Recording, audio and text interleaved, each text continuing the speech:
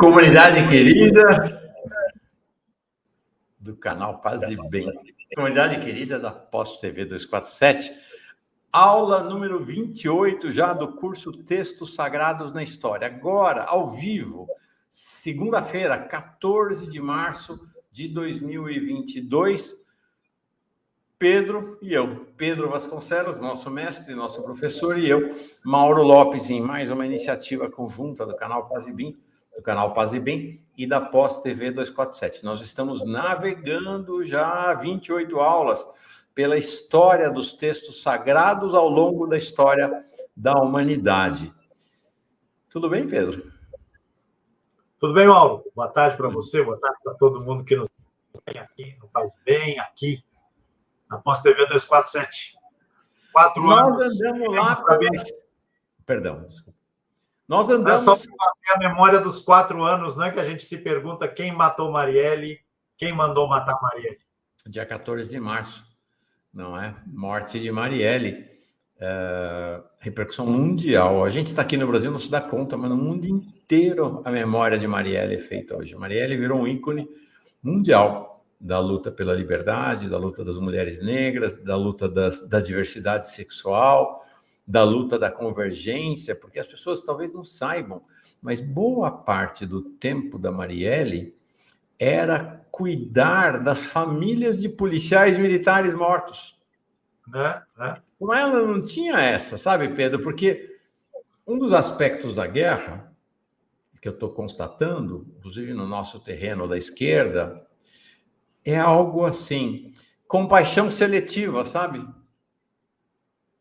Se morre alguém do lado que eu estou torcendo, massacre, terrível, brutais, assassinos e tal. Se morre alguém do lado, se o meu lado que eu estou torcendo mata alguém, é isso.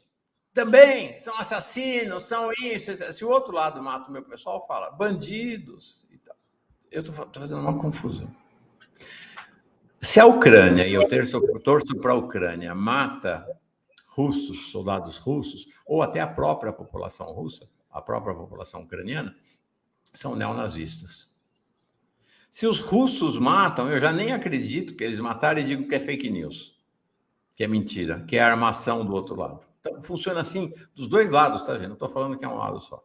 A gente está reduzindo nossa humanidade para ter empatia apenas com a dor daqueles que estão do meu lado, como se eu tivesse que escolher um lado, né? Então, e a Marielle não tinha disso, né?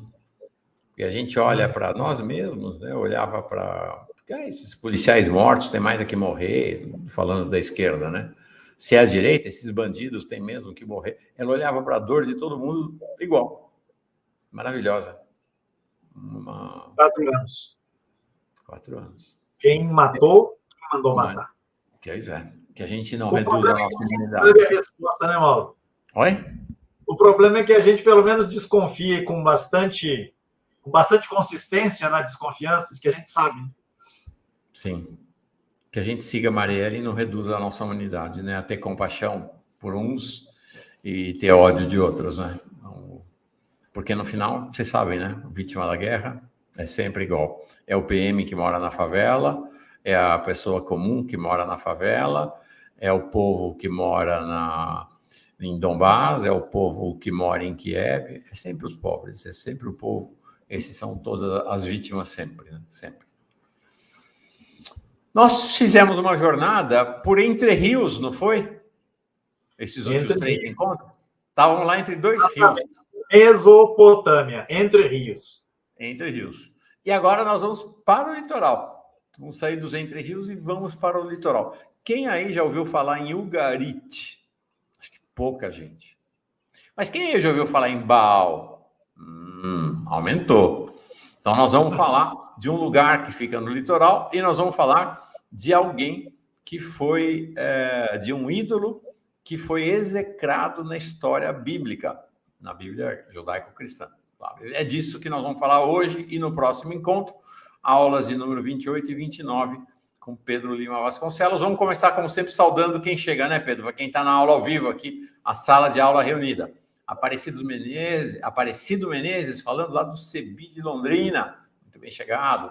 Bete Silva, toda vez aqui com a gente. Assim como alguém que se tornou um amigo do Pedro. Lamartine, Oscar Veiga. Viraram amigos, né, Pedro? Amigos virtuais. É isso Um abraço, Lamartine. Até a Serra Catarinense. É isso aí.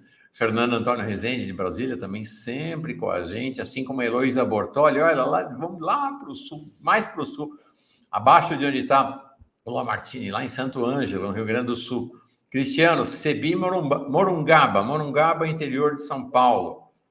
Antônio Inácio Greco. Ei, Antônio. Boa tarde de Santos. É isso aí.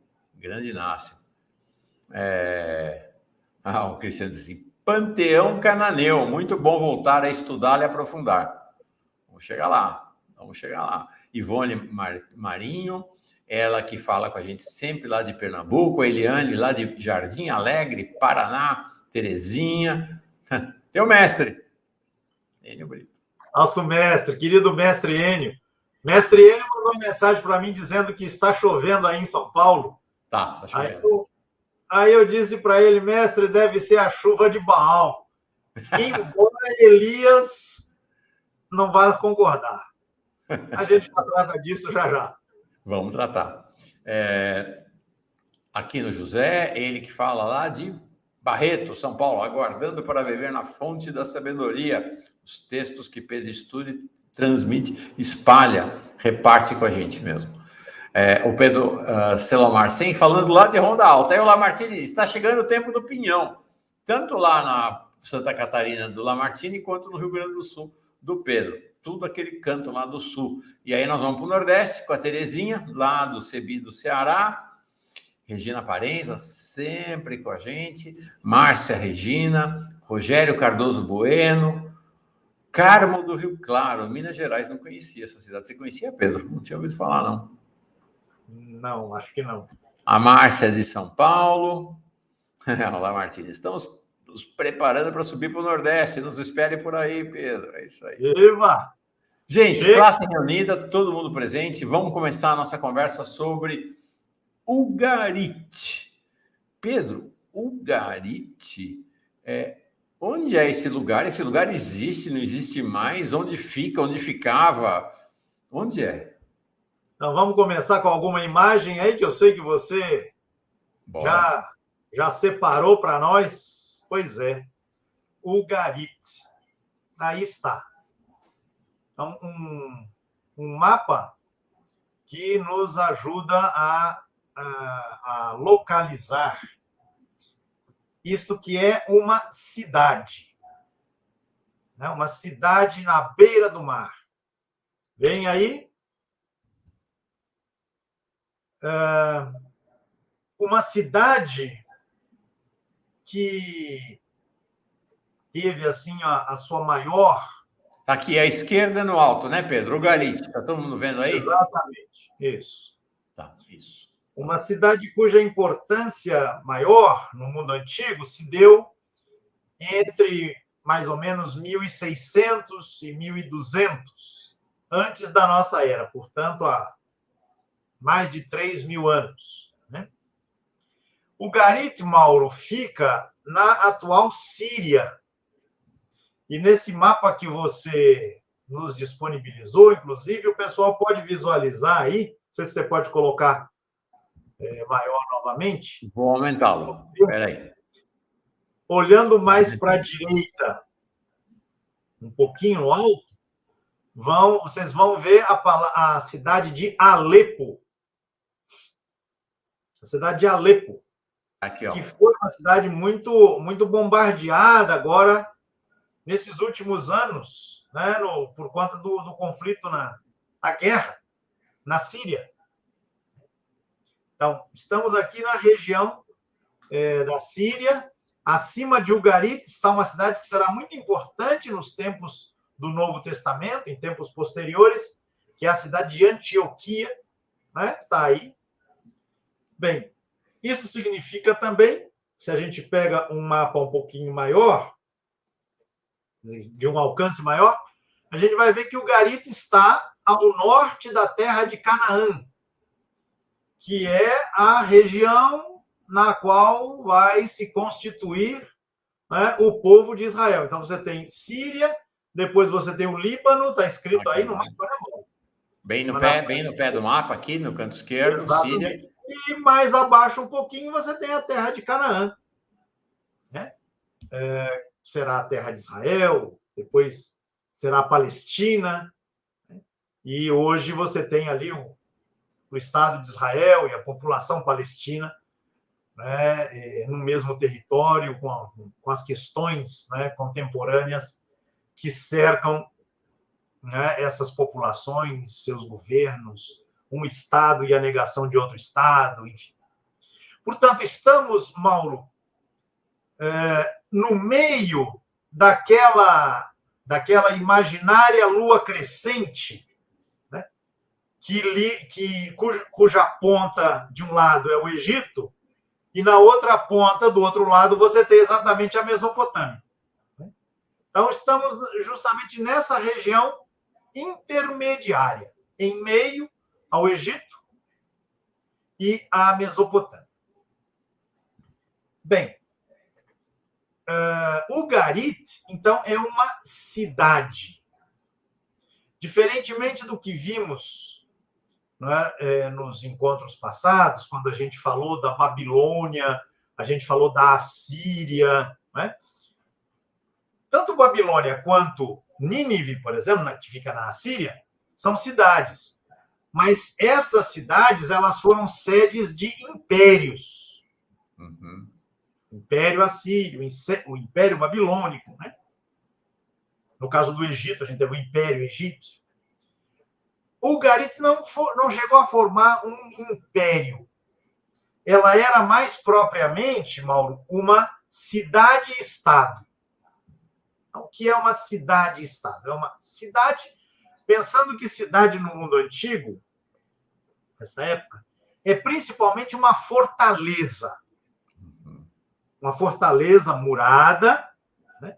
No seu interior vivem algumas centenas de pessoas, talvez uns poucos milhares, né? Em torno de 3 instituições fundamentais: um palácio, portanto, um rei com sua corte, um quartel, né, com as milícias, os soldados atuam sob comando, né, da força real, e um templo, ou pelo menos um templo. Então, essas 3 instituições, né, perfazem uma cidade, e também, né, aqueles espaços mais focados em comércio. Então, isso basicamente é uma cidade. Agora, por que se diz que se trata de uma cidade-estado? Por quê? Porque ela tem um poder, né, constituído, em princípio, um poder autônomo, que exerce o seu comando para além das fronteiras da cidade. Por quê? Porque a população, em geral, ela vive fora da cidade. Ela vive nos arredores. E vive, basicamente, a partir do trabalho, no campo. Né? Seja plantando, seja cuidando de rebanhos. Né? E aí o Estado ele estabelece um domínio, um controle sobre essa população, taxando essa população, né, com impostos, impondo a essa população trabalhos forçados dos mais variados tipos. Né? Quem quiser ver isso, né, descrito de maneira muito muito crua, né?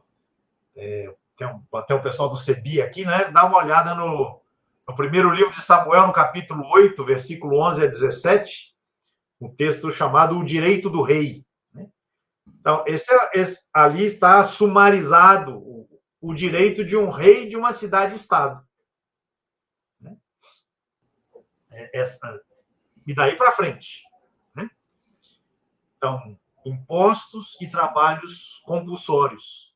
né, que são estabelecidos sobre segmentos da população em função das necessidades, das demandas que o Estado coloca. Né? Bem, Ugarit foi fundamentalmente uma cidade-estado. Ela não formou um império. Né? Ela foi uma Aqui, cidade. né? É isso aqui. Tá lá naquele pedaço.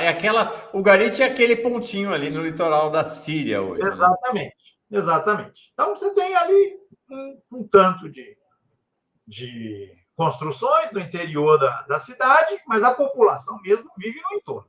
A população. Essa é uma reconstituição de Ugarit, uma tentativa, né, de reconstituição Uhum, de isso, Ugarit, que é exatamente isso, né? As muralhas lá, aqui atrás uma parte da cidade, mas o povo mesmo está ao redor, né? exatamente. E Tá. subjugado. Sim. Né? O Estado se apresenta como aquela instância que vai proteger a população, vai defender a população. Né? Agora, em função disso, estabelece essa relação de dominação marcada por essas duas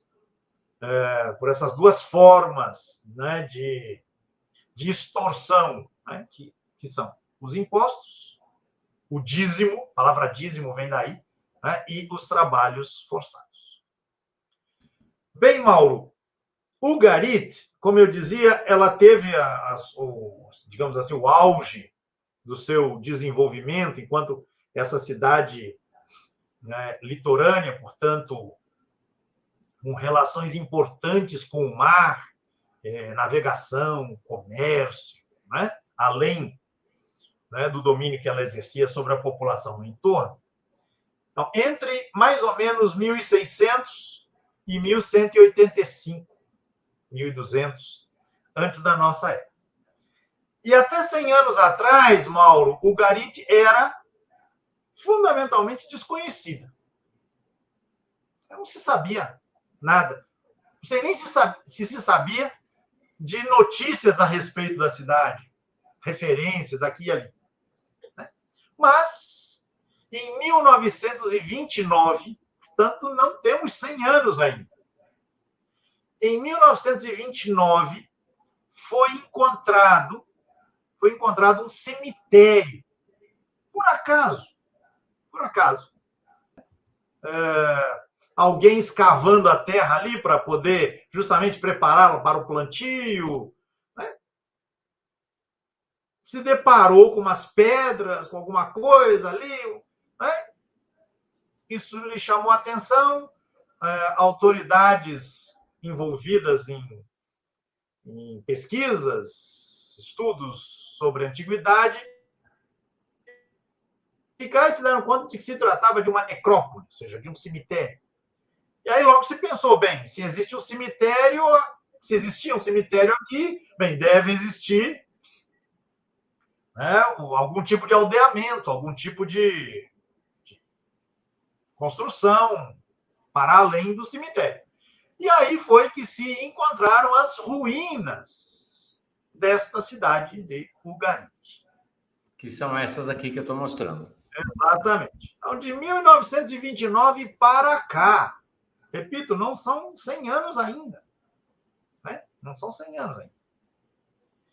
E escavação vai, escavação vem, nós vamos encontrar, serão encontrados a partir daí, muitos textos em meio a essas ruínas todas.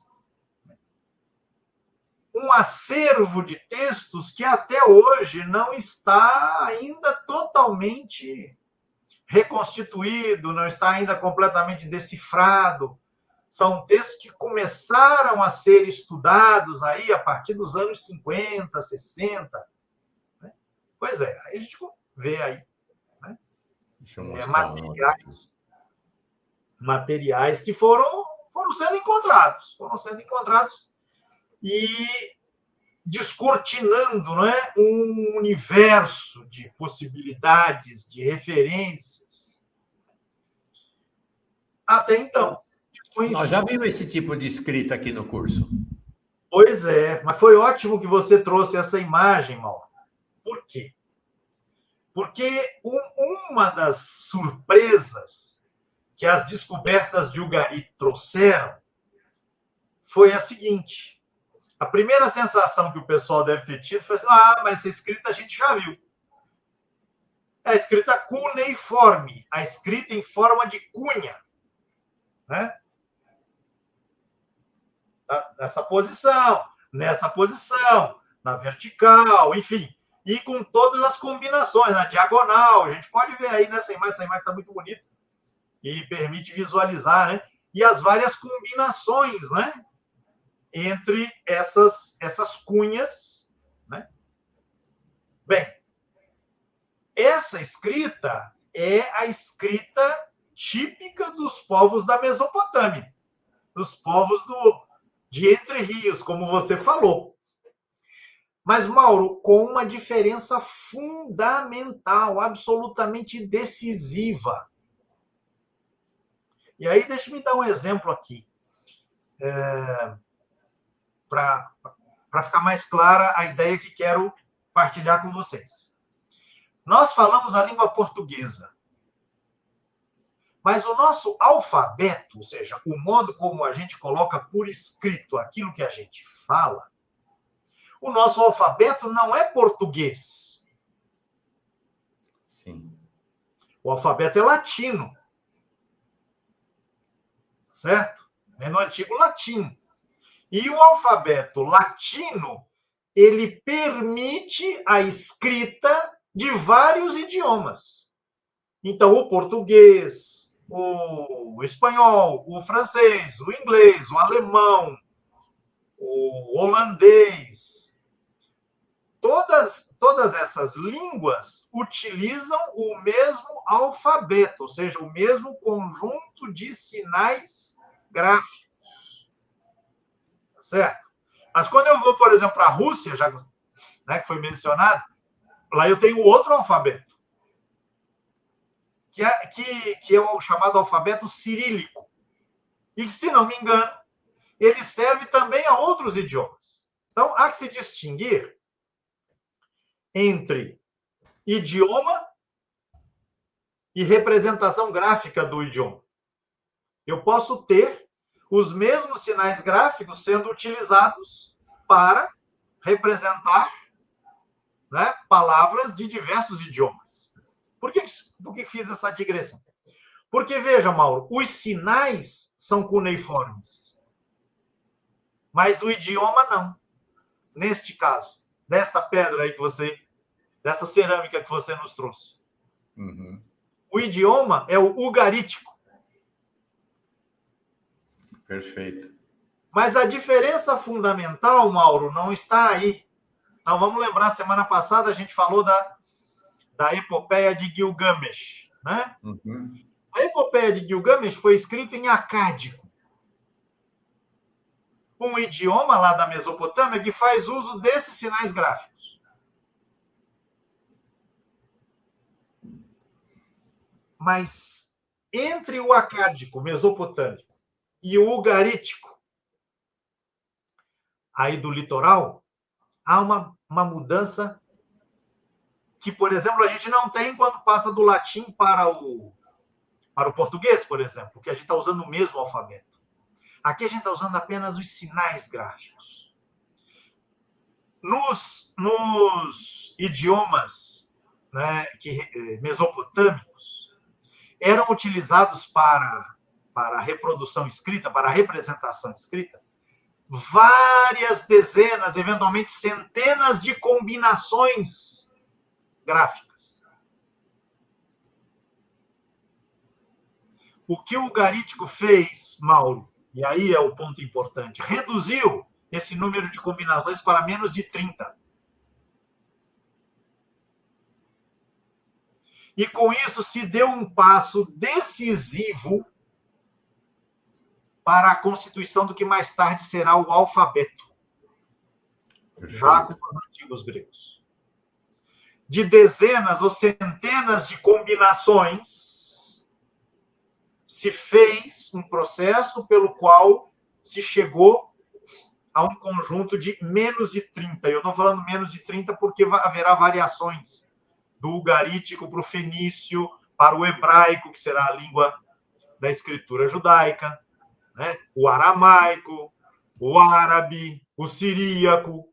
São todas línguas, idiomas, que adotarão esta forma que não é propriamente alfabeto, porque esses sinais não vão representar os sons de vogais, só sons consonantais. Então, não se trata propriamente de alfabeto, mas algo que já está muito perto do que será o alfabeto. Então, por isso se diz, de maneira geral, foram os fenícios que inventaram o alfabeto. É a isso que se está fazendo referência, a essa redução da quantidade de combinações de sinais gráficos para o número de 3 dezenas no máximo, o que, obviamente, tornou muito mais fácil, ou menos difícil, se você quiser, o exercício da escrita. Então, você disse muito bem, a gente já viu esse tipo de escrita. Ou seja, a gente já viu esse tipo de composição de sinal gráfico. Mas o ugarítico representa uma novidade na medida em que procedeu a esta redução. Com o andar da carruagem, serão adotados outros sinais gráficos para representar estes quase 30 sons fundamentais, né, com os quais se fará, então, a representação por escrito. Você ia comentar alguma coisa? Eu estava aqui pegando, Pedro, e acho que consegui. Então, para que a gente possa ter alguma ideia dessa diferença, é claro que a nossa capacidade de identificar é baixa, né? Porque, afinal, são sistemas muito diferentes daqueles com os quais a gente está acostumado. Mas está aqui. Então, só para a gente ter uma ideia e ver um pouco, ver se a gente consegue entender um pouco dessa diferença, pus aqui na tela enquanto você falava. Vamos tirar esse aqui e sobe esse aqui, ó. Então, na tela de fundo, deixa eu ver se está aqui, está aqui, ó. Nessa de fundo maior é a escrita cuneiforme lá na Mesopotâmia. Uhum.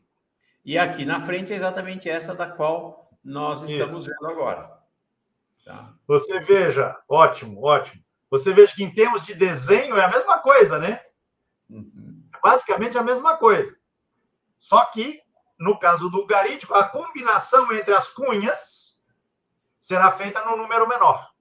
Perfeito. Né? Basicamente. E Pedro, e quando pergunta aqui o Fernando Antônio de Rezende, quem e quando decifrou, não sei se quem, mas quem provavelmente, quando é que se decifrou essa escrita cuneiforme? O quem eu vou ficar devendo. A gente conhece mais quem decifrou a escrita egípcia. Exato. Que foi o Champollion, né? Isso. Na primeira metade do século XIX. Eu vou ficar devendo o nome do fulano. Há uma pessoa, Mauro, e o Fernando, nosso amigo aí, né, que faz a pergunta. Há uma pessoa... Estou vendo aqui, Henry Hollison Criswick foi o primeiro a decifrar um texto acádio. É isso? 1833, demorou, só conseguiu terminar em 1845. É nessa época. Então, na primeira metade do século XIX que começam a ser decifradas as formas de escrita, as línguas, né, a partir das escritas, obviamente, né, mas marcantes nessa região, do sudoeste asiático, e ali o canto da África, né, a ponta do crescente fértil. No caso do ugarítico, será preciso esperar mais um pouco, porque as descobertas só aconteceram a partir de 1929. E aí, se perceber isso, né, de que, embora o desenhozinho lá em ugarit seja igual àquele utilizado nas escritas dos idiomas cuneiformes, dos idiomas mesopotâmicos, perdão, né, você teve essa simplificação, né, do sistema, que, repito, foi decisiva para uma disseminação um pouco maior da prática da escrita, a possibilitação de que outras pessoas viessem a exercer essa atividade, né, aprendessem a escrever, a manejar esses sinais. Eu estou chamando a atenção disso, entre outras coisas, porque daqui a pouco a gente vai chegar no texto da Escritura judaica, né? Da Bíblia, que a gente costuma chamar de Bíblia, Antigo Testamento. Bem, os escritos do Antigo Testamento e depois do Novo, eles são frutos dessa revolução da escrita. Desse tipo de escrita alfabética, entre aspas, no caso dessas línguas semitas, e alfabéticas em pleno sentido no caso da língua grega, né, porque foram inventados os sinais vocálicos também. Então, esse é um aspecto que também chamou muito a atenção. O ugarítico é uma das primeiras línguas, dos primeiros idiomas a receber uma tradução escrita, né, na perspectiva do que será o alfabeto. Bem, é uma importância imensa tem, né, essas descobertas de ugarítico que ainda, como eu dizia, estão sendo exploradas, estão sendo investigadas e já com achados de muita importância. Bem, Mauro, vou dar um passo adiante para trazer aqui a consideração de vocês, partilhar com vocês alguns elementos do que foi achado em Ugarit. O nosso pessoal, né, tem sempre feito observações, anotações, né, observações colocando no chat aqui, destacando a proximidade, né, de temas dos textos que a gente viu lá na Mesopotâmia, né, por exemplo, o tema do dilúvio, ou o tema da criação do ser humano a partir da argila, enfim, com aquilo que você encontra nos textos mais conhecidos nossos, que são os textos bíblicos. Pois muito bem, uma das coisas que mais chamaram a atenção quando as descobertas de Ugarit vieram à tona é que a proximidade com os textos da Bíblia judaica em particular, é muito maior. Uau! É bem maior. E por quê? Você tem, primeiro, a proximidade geográfica. Ugarit está um pouco ao norte da terra de Canaã, mas você tem um corredor ali, né? Ugarit, Síria, Fenícia, Líbano, Canaã. Olhando no mapa, é uma linha vertical. Segundo, essas referências que eu coloquei, Canaã, Síria, Fenícia, Líbano, né, elas não constituíram, até por conta das possibilidades advindas da localização, não constituíram identidades políticas grandiosas, como o Império Egípcio de um lado, o Império Babilônico de outro, o Império não sei de quê, mas constituíram identidades políticas de menor corpo, de menor amplitude. Por isso eu falava, se não me engano, na semana passada eu falava disso, nós vamos encontrar com Ugarit, olhando para os textos surgidos da história do povo de Israel, peixe pequeno lidando com peixe pequeno lidando com peixe médio. Não é peixe grande. Né? Não são narrativas, né, cuja grandeza literária queria fazer frente à grandeza imperial de um Hammurabi, ou de um Nabucodonosor, ou de um Gilgamesh, coisa do tipo, ou de um Assurbanipal, né? Nomes de figuras de horizontes de dominação bastante largos. Não, aqui nós estamos falando de grupos menores. Uhum. E isso também favorece uma aproximação maior, uma disseminação maior, né? Das concepções, das visões de mundo, dos entendimentos, das experiências vividas por gente miúda. Gente como a gente anônima. Né? Então, a proximidade entre o universo encontrado a partir das descobertas de Ugarit e aquilo que já se conhecia a partir da leitura dos textos da Bíblia, né, a proximidade se mostrou particularmente estreita. A gente vai dizer, porque houve muito mais do que nos textos mesopotâmios.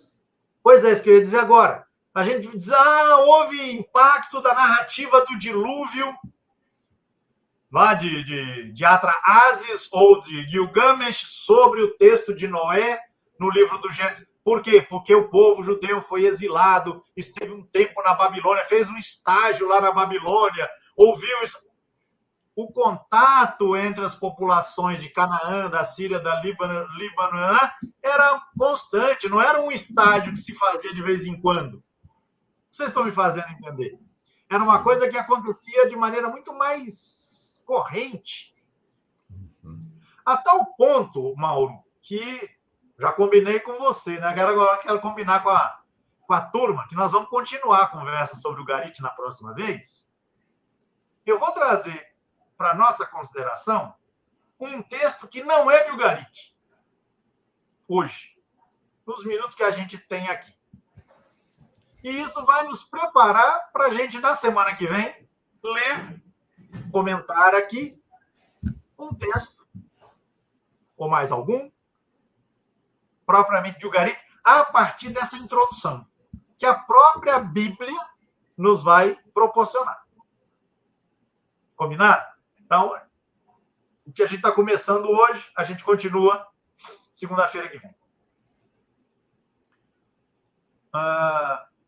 Mauro, eu dizia a vocês que a vida de Ugarit teve o seu auge, né, sua pujança maior, entre 1600 e 1200, antes da nossa era. Ora, nessa época, o povo de Israel não existia. O povo de Israel vai se constituir a partir daí. A primeira referência a um tal Israel é justamente 1200. 1200 e alguma coisa, um documento egípcio. Justamente quando o Ugarit está vivendo um momento de decadência.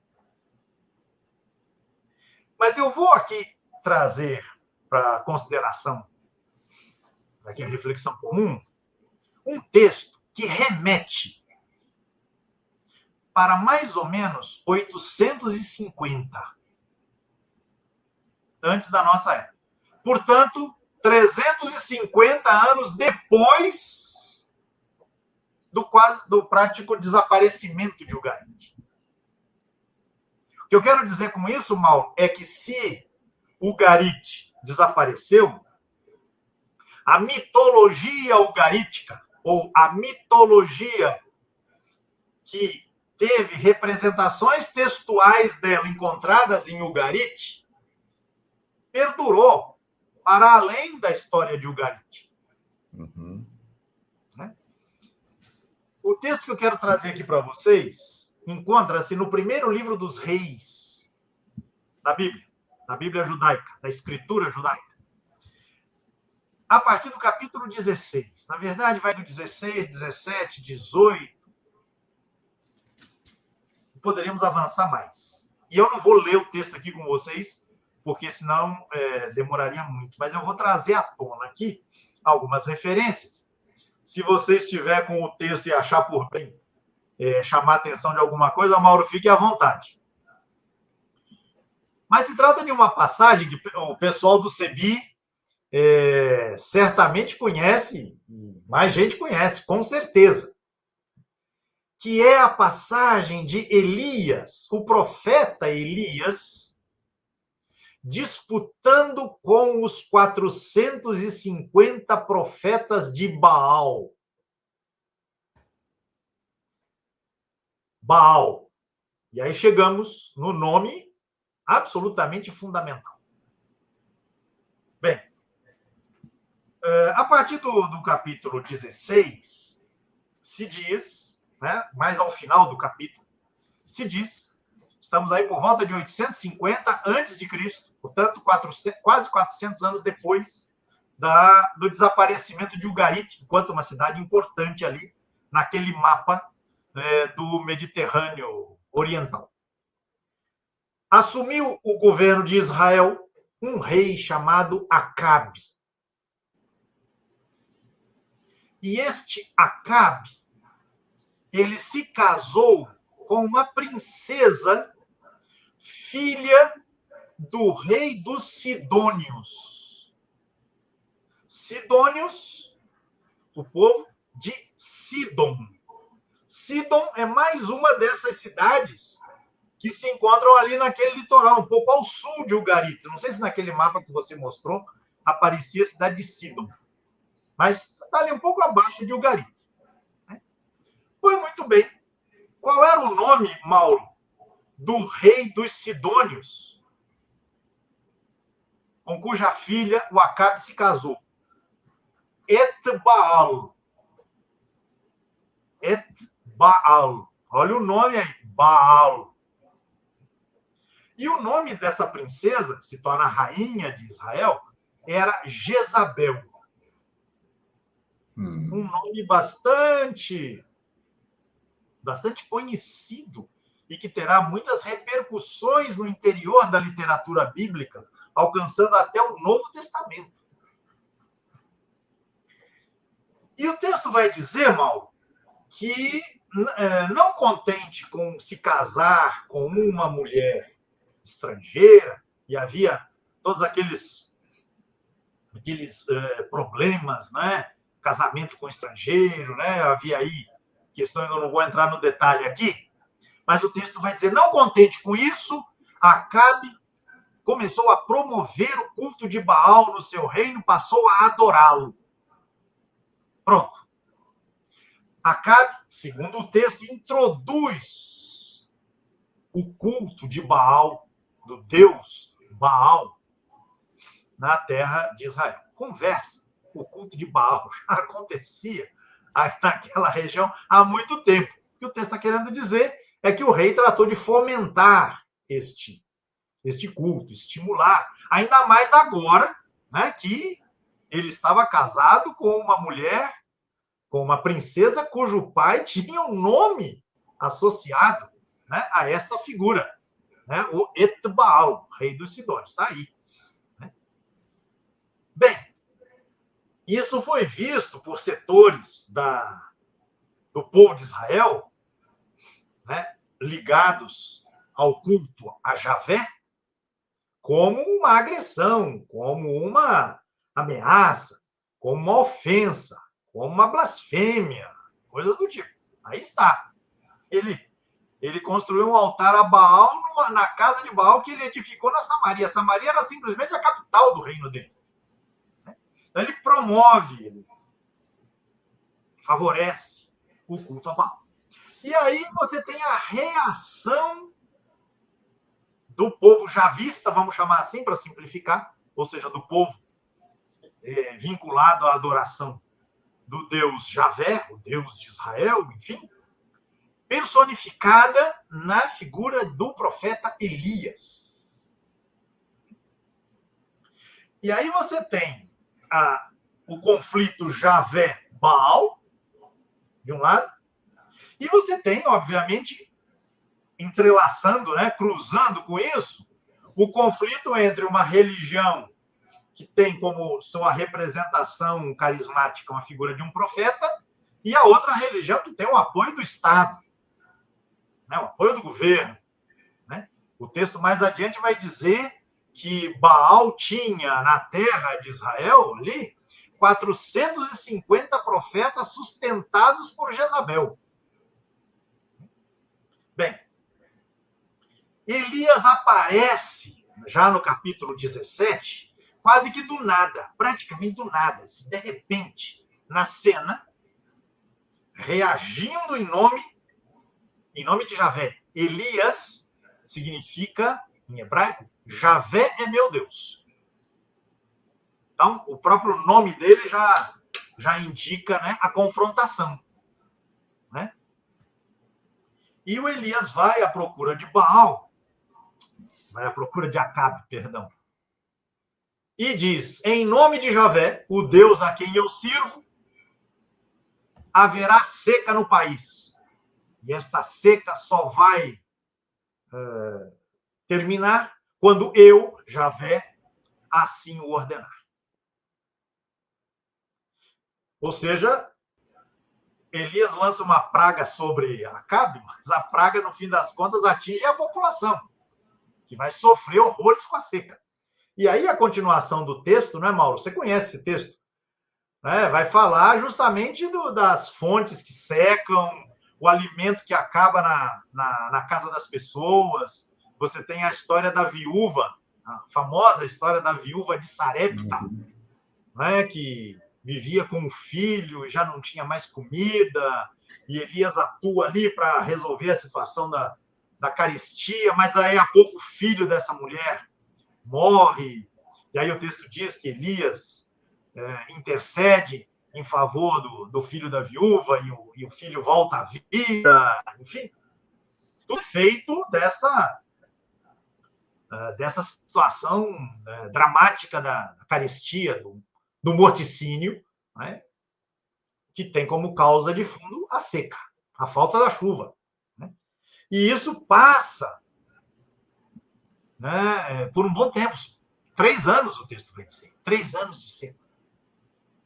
Bem, no capítulo 18, Javé avisa Elias. Elias vá lá procurar Acabe e diga que eu pretendo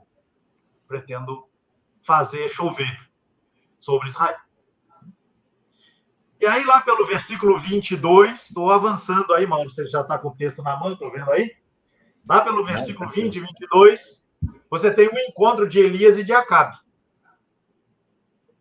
E aí o Acabe insulta Elias, você é o flagelo de Israel, e Elias devolve na mesma moeda, você é que é o flagelo de Israel, porque você abandonou Javé para seguir a Baal.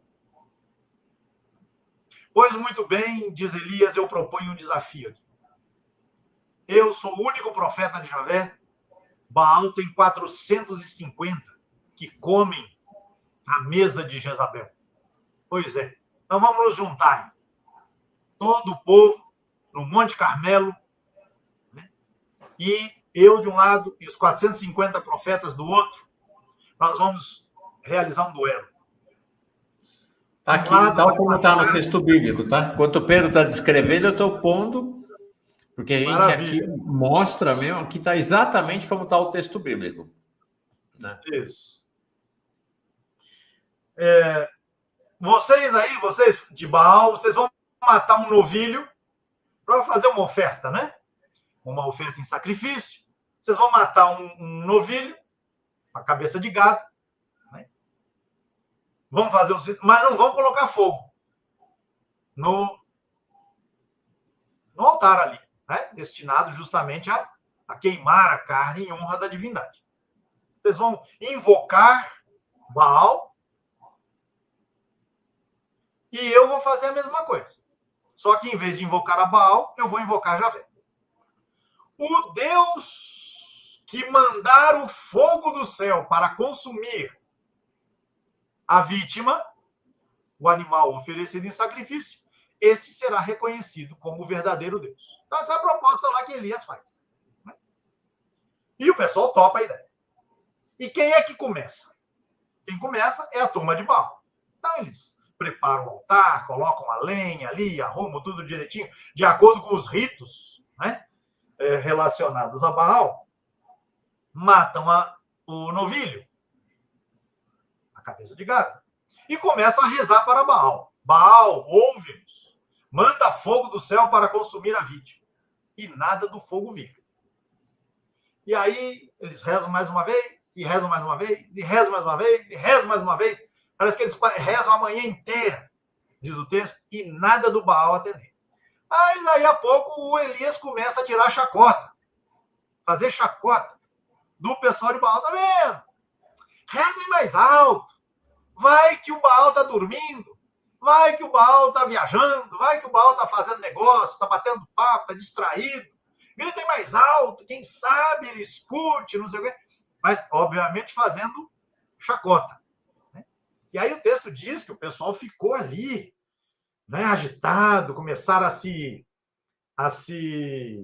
mortificar, a se penitenciar, e nada de acontecer aquilo que eles estavam sonhando, pelo qual estavam pedindo, que era que viesse fogo do céu. Bem, depois que já se tinha passado boa parte do tempo, o Elias falou, bem, agora é minha vez. E aí o Elias, ele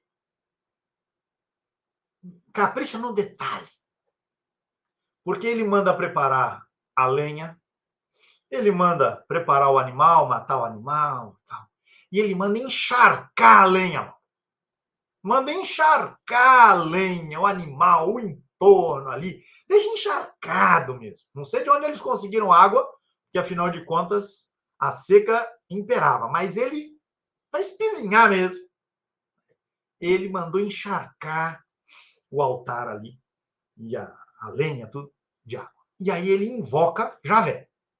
Javé, mostra que tu é que és o verdadeiro Deus, ouve a minha prece, não sei o quê, papai.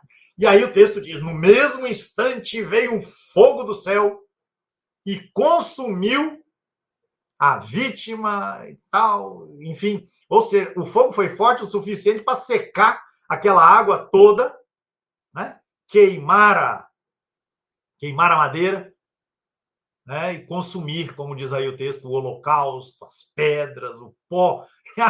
E o fogo ainda lambeu a água que estava no entorno. Para dizer que foi um fogo absolutamente poderoso. E aí, aquela comemoração, Javé é o Deus verdadeiro, Baal é o Deus falso, e não sei o quê, Baal é um Deus farsante, tá. E essa parte, e o texto termina com um massacre que, em geral, o pessoal costuma não citar, mas está colocado lá, né? Que o Elias convoca a população para ajudar a matar todos os profetas de Baal. Não escapa nenhum. É um morticínio ali, né? Em comemoração por esta vitória de Javé. Né? E depois disso, né? Alguns versículos depois, vem a chuva torrencial, né? Que acaba com aqueles 3 anos de seca. Aí a inimizade entre Elias e Acabe e Jezabel, né, só faz aumentar, Elias tem que fugir. Enfim, a saga de Elias ainda vai prosseguir por mais uns 3, 4 capítulos. Agora, Mauro, por que eu trouxe essa história para comentar aqui com vocês? Porque Baal é o Deus supremo no panteão, ou seja, no conjunto de divindades do mundo ugarítico, sírio, fenício, cananeu. Baal é um deus, é o deus maior, é a divindade grandiosa, é a divindade por excelência.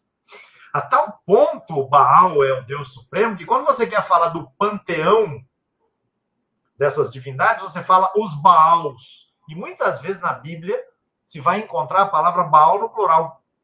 É para dizer do conjunto das divindades que agem sob comando de Baal. Agora, Mauro, por conta dessas histórias da Bíblia, eu trouxe aqui uma apenas, a gente conhece a figura de Baal. Mas a gente conhece a figura de Baal deteriorada. A gente conhece a figura de Baal vilipendiada. A figura de Baal colocada na condição de o Deus falso, o Deus inimigo de Javé, o Deus adversário, né? O Deus cujo culto, né, representa uma profanação, uma contaminação do culto verdadeiro a Javé, caso ele se intrometesse em Israel, como é o caso, né? Evidente aí nesta cena que a gente trouxe de Elias. Né? Então a gente ficou acostumado com essa imagem caricaturizada em termos negativos, né? De Baal e, por extensão, do conjunto todo. Né? Jezabel se torna um nome para falar de uma liderança feminina que precisa ser combatida.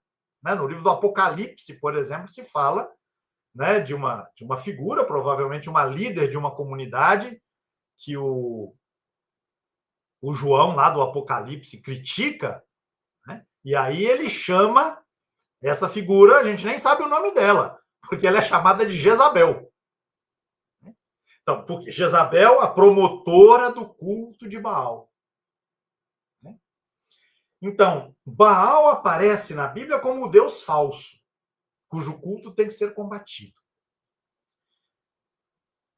Agora, não vamos pensar que por conta da ação de Elias, o culto de Baal deixou de existir, de ser praticado na terra de Israel.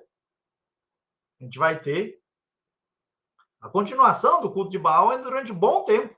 Por exemplo, o profeta Oséias, que atua um pouco mais de 100 anos depois de Elias, no livro que leva o nome dele, a gente tem inúmeras referências, né, ao culto a Baal. Aliás, o pano de fundo da profecia de Oséias é um Israel marcado pelo culto, né, a Baal, ou, o que é mais complicado e mais desafiador para entender, um culto a Javé que tem os contornos da figura de Baal.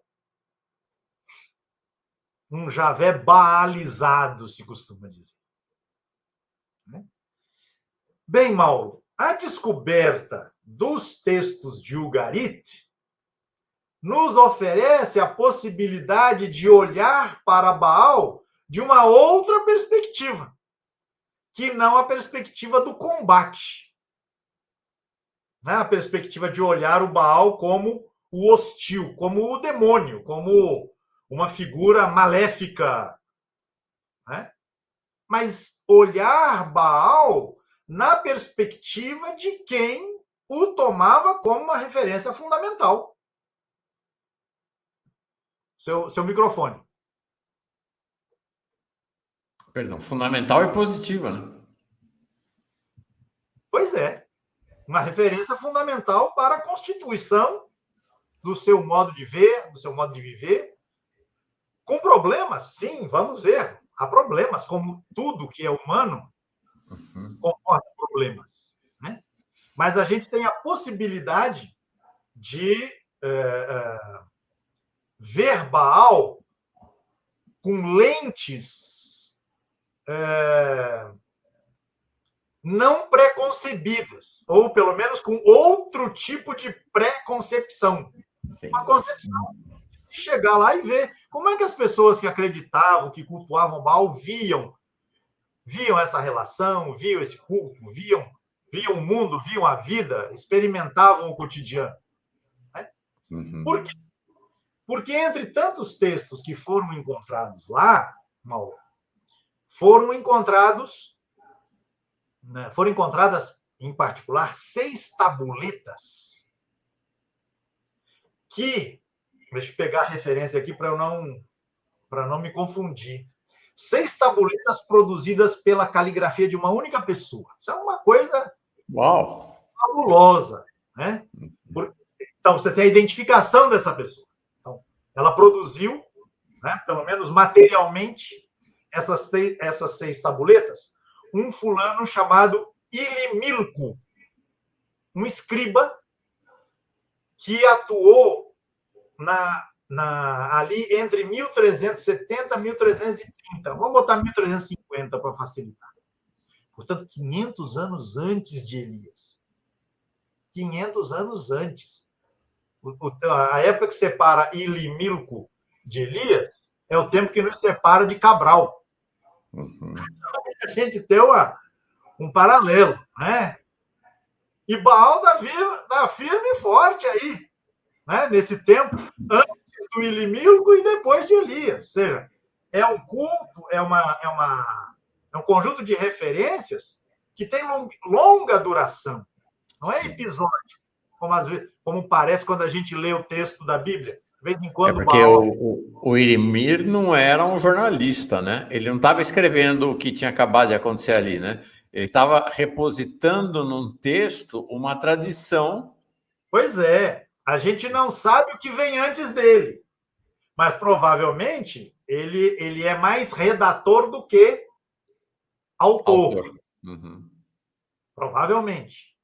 Ele é mais redator, né, do que autor. É alguém que coloca, eu ia dizer no papel, mas não é no papel, é na argila. Coloca na argila aquilo que se contava. E vamos imaginar que vão outras coisas serem encontradas também, né? Eventualmente materiais mais antigos, a gente não sabe. Mas o Ilimilco é de mais ou menos 1350. E estas 6 tabuletas, elas compõem um conjunto. E esse conjunto é nomeado pelos estudos contemporâneos de o ciclo de Baal. Ou seja, narrativas sobre Baal. E aí chegamos num texto sagrado, né, de um mundo, né, que, enfim, a gente passa a conhecer de menos de 100 anos para cá, que é o mundo cananeu, representado por esses achados em Ugarit. Não temos só o ciclo de Baal, temos outras divindades. Uhum. Uma palavrinha, pelo menos, a gente terá que falar sobre elas. Por exemplo, a divindade El, que é o Deus supremo, mas havia 2 deuses supremos, Mauro. Um Deus que tinha feito o mundo ordenado, o mundo organizado, o mundo, e depois pediu a conta e foi descansar. E o bastão passa para o Deus atuante, o Deus supremo que está em ação. Então, El foi o criador, foi o que ordenou o mundo. Baal é o Deus operante atualmente.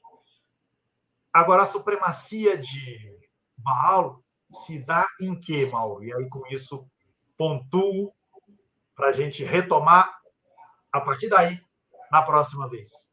Ele é o Deus da chuva. Uau. Exatamente o ponto em que Elias o desafia. Né? Vai acontecer uma seca e só vai acontecer chuva quando eu, Javé, mandar. Quer dizer, Javé é o verdadeiro Baal. Mas aqui está um elemento importante para a gente entender a mitologia e esses textos do mundo cananeu, esse universo religioso cananeu. O poder sobre a chuva é o poderio fundamental. Baal é o Deus supremo porque é o Deus da chuva. Sensacional. Disso vem desdobramentos absolutamente fundamentais para a gente entender tanto as religiões do mundo cananeu como a religião de Israel, que é parte deste universo cananeu. Sim. Mas que a gente destaca por conta da Bíblia e do impacto que a Bíblia produz, né, no nosso contexto. Por que lá no Entre Rios, Mesopotâmia, não tinha Baal? Não precisava de chuva, né? Estava lá. A questão lá era outra. Você controla, né, a abundância de águas, né, o excesso de águas. Aqui não, aqui você tem que lidar com uma situação que o próprio texto da Bíblia evidencia, né? É a seca. A seca. Então, maravilha. O tempo da seca é o tempo em que Baal está dormindo. Ou, como a gente vai ver num dos textos, é o tempo em que Baal está morto. Perfeito. Por isso Elias debocha, né? Gritem mais alto, vai ver que ele está dormindo, não sei o quê. Mas você tem um ciclo, uma coisa cíclica, como os cíclicos os tempos de chuva e seca, né? De morte e vida de Baal. Isso é alguma coisa que se refaz ao longo do tempo, e é isso que explica, na lógica dessas culturas, esta dinâmica seca, chuva, chuva e seca. Vamos ver isso. Né? Explicitado. Vocês viram, vocês sacaram, né? O movimento desse genial desse Pedro. Ele começou nos apresentando o Garit, do ponto de vista geográfico histórico, fez um primeiro ambiente cultural, religioso, cultural. Aí nós demos um salto, nós fomos ver o seguinte: o reflexo disso lá na frente. Saltamos alguns anos-luz. E agora, na próxima aula, nós vamos voltar para esse ambiente, para olhar tal como essa expressão acontecia nesse ambiente e não na tradução que se fez desse ambiente 500 anos depois. Bem legal. Exatamente. Esse método diferente, eu gostei. Porque ele evidencia aquilo que eu falava no começo, né? O parentesco entre o mundo cananeu israelita e o mundo que veio à tona com os achados de Ugarit é um parentesco muito mais próximo. Né? As coisas estão interagindo, articulando-se, conectando-se. Não porque alguém teve uma jornada de exílio lá na Babilônia e ouviu umas histórias de dilúvio e trouxe isso para Israel. Não. Era alguma coisa que tinha a ver com a própria dinâmica da vida. Uma coisa muito mais miúda e, portanto, muito mais decisiva no cotidiano da vida dessas populações. Maravilha, Pedro. Grande aula. Então, próxima segunda-feira, 14 com mais 7, 21. 7 7 são 14, com mais 7, 21. Aí, dia 21, a gente continua ao vivo no Paz e Bem. Esta aula você está assistindo na Pós TV 247 no sábado seguinte. Né? Então, estamos falando dia 14, 21, 20, dia 19, estreia na Pós TV 247 esta aula. Dia 21, a próxima, e assim vai, de segunda e sábado são as datas de estreia. Grande aula, Pedro, gostei demais. Se você nos acompanhou até aqui e vai ficar com a gente, quero te convidar para que você se torne uma assinante da Pós TV 247. A gente é um pequenininho assim, perto do... Eu falei do V247, não, Paz e Bem. Né? A gente é pequenininho assim, perto do Paz e Bem, mas a gente tem um programa de assinatura para nos apoiar, minimamente aqui, o programa é pequeno, claro, mas na descrição desse vídeo ou no alto do canal Paz e Bem tem a indicação para o nosso programa de assinatura. Se você puder nos ajudar, ajuda bastante. Pedro, obrigado pela aula. Até a próxima. Sou eu quem agradece, Mauro, a você e a todo mundo que nos acompanhou aqui. Semana que vem é a conclusão do percurso que começamos hoje. Maravilha. Tchau, gente querida. Até a semana.